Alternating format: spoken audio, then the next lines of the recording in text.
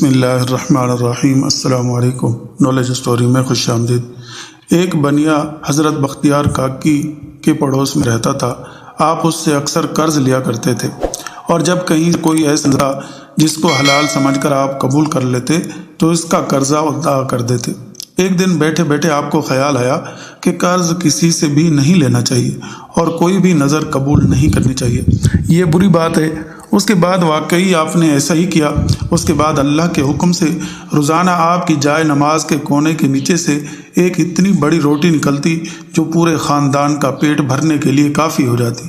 کچھ دنوں کے بعد بنیے نے سوچا کہ شاید خواجہ صاحب مجھ سے نالاں ہو گئے ہیں جو قرض لینے نہیں آتے۔ چنانچہ اس نے اپنی بیوی کو آپ کے گھر حال معلوم کرنے کے لیے بھیجا۔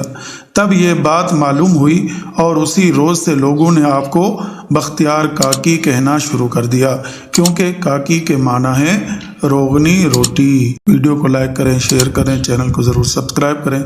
Thanks for watching. اللہ حافظ۔